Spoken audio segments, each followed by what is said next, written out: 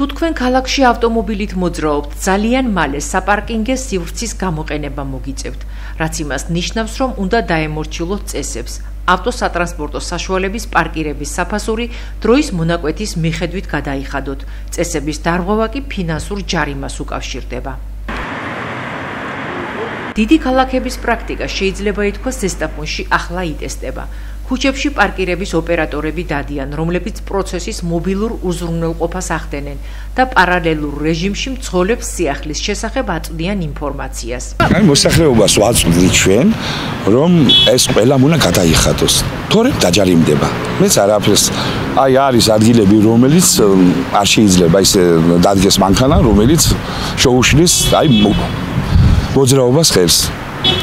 და გაჩერებებთან რა ხდება? ახლა ამ წუთში გაჩერებაზეც ვამოწევთ, ამ წუთშიდაც ვიყავი ჩვენ ქალბატონი იყო შევედი მაღაზიაში, რომელიც გამოვიდა და ყური კიდე დამიყენეთ, მაგრამ მეუთხარი გადააყენეთ ყური. ახლა კიდე ვივალე, მაგასთან ხელმეორეთ, რომ მანქანა რომ წესრიგი მოვაწესრიგოთ ეს ქუჩები. თუ არ გადაიხდის, მიუღარ ჯარიმა 10 ლარიანი. და ეს შეგვიძლია გადავიხადოთ ჩვენ აგერანის აპარატები, TBC, Liberty ბანკი. იქ დოლარის დაგვეხმარება. ახალმა სისტემამ ზესტაფონში 2007 წელს დაარსებული პარკირების სამსახური ჩაანაცვლა, რომელიც ამჯერად მთლიანად ელექტრონული იქნება. Რამდენიმე თვის წინ დაიწყო სამსახურის რეორგანიზაცია და მთლიანად გადასვლა ელექტრონულ სისტემას. რამდენიმე თვეა ბოლო თვეებია, რაც მუშაობთ ამ საკითხთან დაკავშირებით. სისტემა იქნება, როგორც გითხარით, ელექტრონული. ჩვენ გვყავს პარკირების ოპერატორები, რომლებიც უშუალოდ ქუჩებში ივლიან. ისინი აღჭურვილი იქნებიან სათანადო ტექნიკით, ეს არის მობილური პლანშეტები, სადაც ჩატანილი არის ყველა სახის ავტომობილის მაიდენტიფიცირებელი სახელმწიფო ნომრები და იმ ნომრებზე არის შემდეგ ყველაფერი აგებული.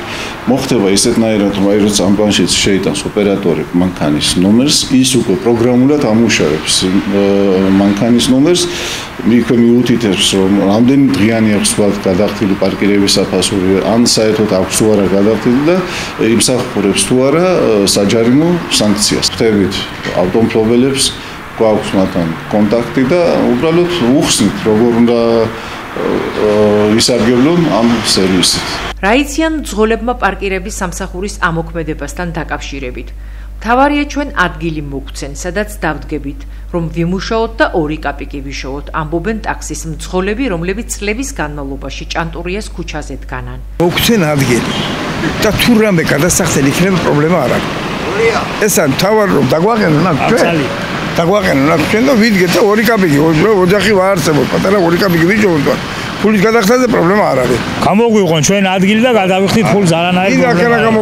კინახანა გამოგვიყონ ადგილი. ოდიდან კაი. სადაც გიდა, აი გამოგვიყონ და მაგ 40 ლარს გადავიხდით წელიწად ჯერ არის პრობლემა რაც. რა პრობლემაა? თუ გაყვარ აქედან რა აზრი აქვს, მაგრამ თუ ვერაფერი ვიშვა, მე სახში ყური თუ ვერ მივიდა, რა გიდა მაგნაირი. შემოსავლის წყაროს კარგავენ ავტომესადგომეები, ეგრეთ წოდებული სტაიანშიკები. ასაც გვეტყვიან წადის სახში წავალ ქალბატონი. აგებს ხოლმე წავალ სახში. ახლა რა ვიცი, რა იქნება.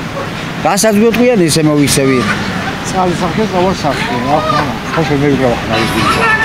ქალაქში პარკინგისთვის საჭირო ნიშნები, როგორც ჩამონათვალში ვკითხულობთ, 29 ლოკაციაზე განთავსდება. ერთი დღის მანძილზე ავტომობილის პარკინგი 1 ლარი დაგიჯდებათ.